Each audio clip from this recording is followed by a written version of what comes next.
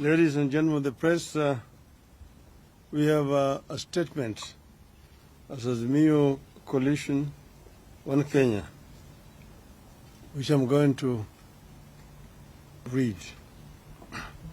Today, Honorable William Samoei Ruto, my opponent in last year's presidential contest, has issued what I regard as an important statement.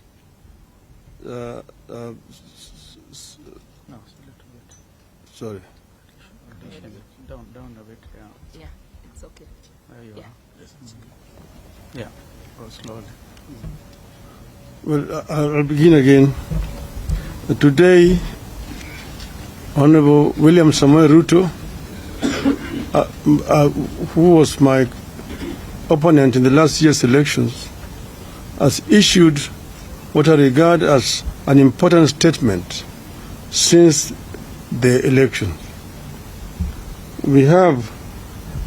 One second. I think somebody should be doing it. It's okay. Finish. We have met... It will end very fast. We have met and listened to a diverse group of Kenyans, including religious leaders from all faiths, about the crisis facing our country today. They have implored us to give dialogue, especially during these holy periods of Easter and Ramadan.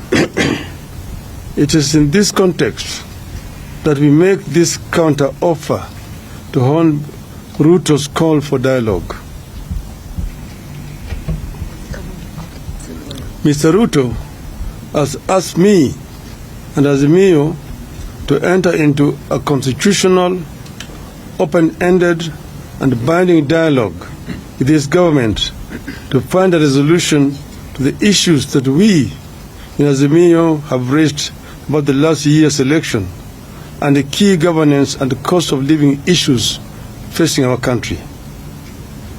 As Kenyans know, we disputed the 2022 election results declared by the then IBC chairman, Wafula Chebukati, and a minority of 2 commissioners against the express decision of a majority of 4 commissioners to reject those results.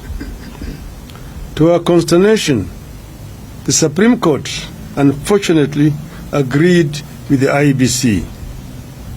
We refuse to accept the ruling of the Supreme Court as biased and lacking in proper jurisprudence. Since then, we have widely consulted with the people of Kenya throughout the width and breadth of this great country of this great country of ours. We have held rallies and more recently demonstrations in Nairobi and elsewhere. We believe that the people of this country understand the danger we face as a country. In our view, elections are sacred because they must represent the true voice of the people. We have raised the key issues that we face as a country, including the electoral injustice, the cost of living, the legitimacy of the IBC, the opening of the server for a forensic audit, the savage attacks on media and innocent civilians by the police, and the viability of our democracy, including buying off of members of parliament. We have said that members of parliament, once elected in political parties, must carry that mandate for the rest of the life of that parliament. I believe that Kenya is today facing its worst crisis in decades, out of which we could recover or go the way of other failed states. As leaders, it is our responsibility in Azimio,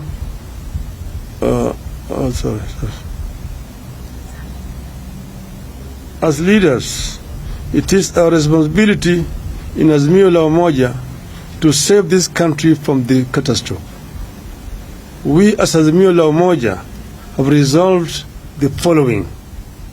1. We acknowledge Mr. Ruto's olive branch for a dialogue on key issues raised by Azimio la Umoja. To us, this is a positive development. 2. We agree that a balanced parliamentary process, co-chaired by both sides and backed by experts from outside, should proceed. In our view, this committee must be composed with immediate effect, with strict deadlines for resolving the crisis facing the country. 4. In accepting the call for the dialogue, we ask that all arrests and prosecutions related to our demonstrations be stopped with immediate effect. In view of the foregoing, we stand down our demonstrations for Monday, that is tomorrow, April 3rd, 2023. 6.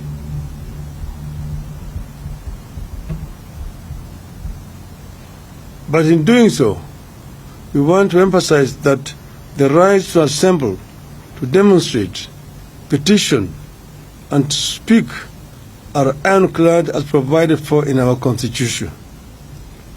7. Therefore, we reserve our rights to call for demonstrations should this process not bear fruit. Should there be no meaningful engagement or response from Hon Ruto to our counter-offer, we resolve to resume our demonstrations after 1 week. We have said several times that demonstrations, picketing, processions, petitions are enshrined in our Constitution, and therefore they are not criminal. We have also said that we as Azimio have never organized criminals to vandalize businesses of innocent, hardworking Kenyans. This is the work of our distractors. Our distractors have all the times tried to show these demonstrations as being violent and aimed at destroying businesses of other people. We want them to desist from doing so. And we want to underscore the point that demonstrations are a fundamental right of each and every Kenyan. Therefore, we would like to see other organizations, particularly human rights organizations, stand out and condemn these heinous acts which have been committed by the state. There have also been excessive use of force by the police. Police officers are meant to keep law and order. But if you find a situation where police officers are using live bullets against unarmed civilians, it is of course basically a reckless police force which wants to cause life which they are supposed to protect. We actually protest in the strongest terms possible about this violation of the fundamental rights of our people. We say that we are ready to embrace dialogue and that we will engage as long as Mr. Ruto and his team are ready to engage. We as Azimio are ready because we want a peaceful resolution to the differences that we are having in this country. We want to strengthen our democracy. We want our election to have meaning, that how Kenyans vote is actually what is eventually announced by the Electoral Commission. And we have also said that we do not want to see the 4 commissioners who had said no to be sacrificed. We want those commissioners to be reinstated so that we can be able to move in as a country in a one and a united way. So we are ready as Azimio. I'm saying in conclusion, we were ready to engage. We will engage without any kind of coercion in whatever way. And this process could start as early as tomorrow. I thank you. Thank you.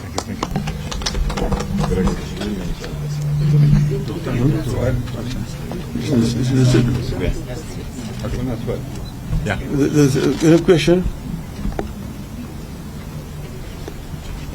No questions.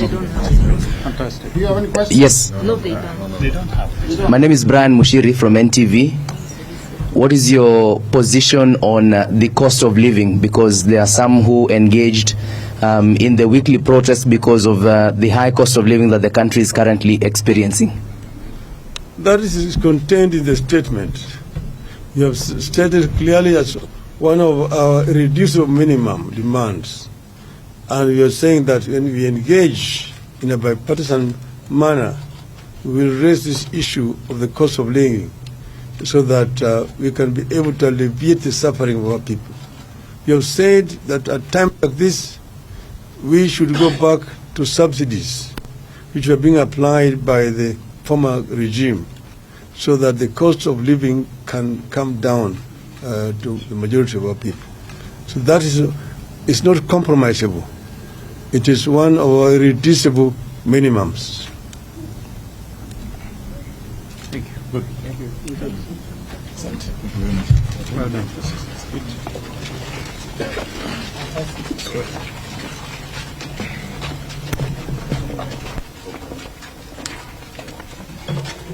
done.